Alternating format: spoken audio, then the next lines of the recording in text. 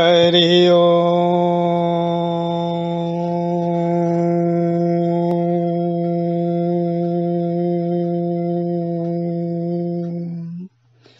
बोलिए श्री सद्गुरु भगवान की जय। बोलिए श्री गणपति महाराज की जय। बोलिए श्री गौरी शंकर भगवान की जय। बोलिए श्री अम्बे मात की जय। बोलिए श्री लक्ष्मी नारायण भगवान की जय।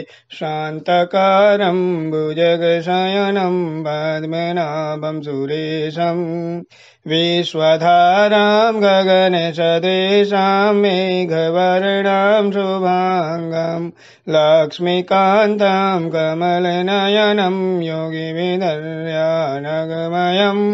वन्दे विष्णुं भवभयहरं सर्वलोकैकनाथं वन्दे विष्णुं भवभयहरं सर्वलोकैकनाथं। बोल श्री लक्ष्मी नारायण भगवान की जय। श्री माघ मास महात्म्य कथा श्री षोडश 16वां अध्याय। 16वें अध्याय में राजपुरोहित कांचन मालिनी को, जो कि एक नृत्यांगना है कलिंग देश की, उसे श्री प्रयागराज जी और संगम जी और त्रिवेणी जी के महत्व का वर्णन कर रहे हैं। और श्री प्रयागराज के संगम स्नान की महिमा बतलाते हुए राजपुरोहित ने कांचन मालिनी से कहा कि हे पुत्री, प्राचीन काल में एक समय महर्षि गौतम की पत्नी अहिल्या का शील भंग इंद्र ने किया, जिस कारण से ऋषि पत्नी ने, अहिल्या जी ने इंद्र को श्राप दे दिया। श्राप से इंद्र एक अत्यधिक शारीरिक दुख को भोगने लगे। उन्हें बड़ा भयंकर चर्म रोग हो गया। अपनी दुर्गति को देखकर इंद्र स्वयं एक स्थान पर छिप गए कि इतना भयंकर चर्म रोग हुआ कि मैं अपना शरीर किसी को दिखा नहीं सकता, और मैंने एक अधार्मिक अधर्म किया देवराज होते हुए भी। अब जब इंद्र एक स्थान पर छिप गए तो स्वर्ग में इंद्र को ना पाकर देवताओं ने अपने गुरु श्री बृहस्पति जी से पूछा कि हे गुरुदेव, देवराज का कुछ अता पता नहीं है, कहाँ है वो? तो बृहस्पति जी ने ज्ञान दृष्टि से संपूर्ण घटनाक्रम को जाना और कहा कि इंद्र ने एक अत्यधिक पाप कर्म किया है, बहुत भयंकर पाप कर्म किया है, जिसका फल वो भोग रहे हैं। और मुझे इस समय ज्ञात है कि वो कहाँ पर है। नीति और धर्म का त्याग करने वाले इंद्र की तरह भयानक दुख भोगते हैं। नीति और धर्म का जो त्याग करते हैं, चाहे वह स्वयं इंद्र ही क्यों ना हो, उन्हें भी दुख भोगना ही पड़ता है। इसके बाद बृहस्पति जी इंद्र के पास पहुंचे तो इंद्र ने उनके चरण स्पर्श करके कहा कि गुरुदेव, त्राहि माम, मेरी रक्षा करें, मेरी रक्षा करें, और मेरे पाप का प्रायश्चित कैसे हो और मेरी इस कुरूपता का निवारण कैसे हो, मुझे कोई उपाय बताएं।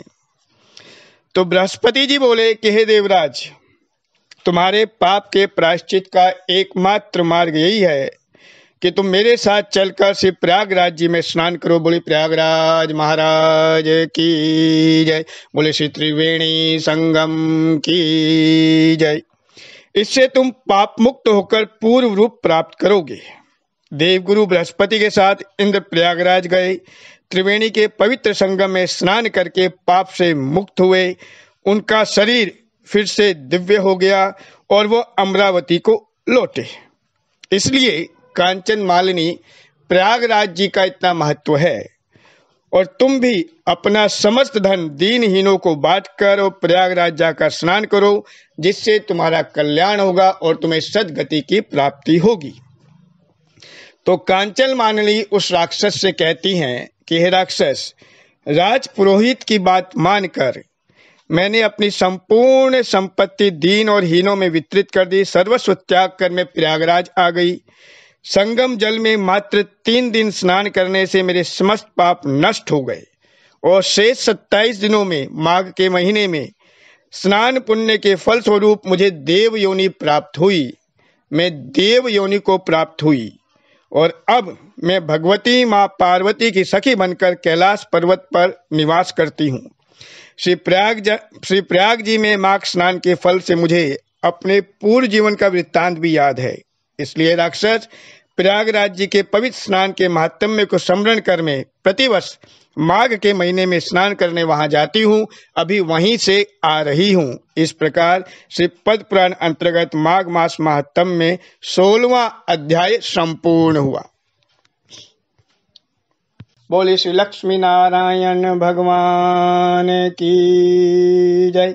आह्वानम न जानामि न जानामि विसर्जनम, पूजां चैव न जानामि सम्यतां परमेश्वरी, मंत्रहीनं क्रियाहीनं भक्तिहीनं सुरेश्वरी, यत्पूजितं मया देवी परिपूर्णं तदस्तु मे, परिपूर्णं तदस्तु मे, परिपूर्णं तदस्तु मे। जय जय श्री राधे, जय जय श्री राधे, जय जय श्री राधे श्याम। बोले जुगल जोड़ी सरकार की जय।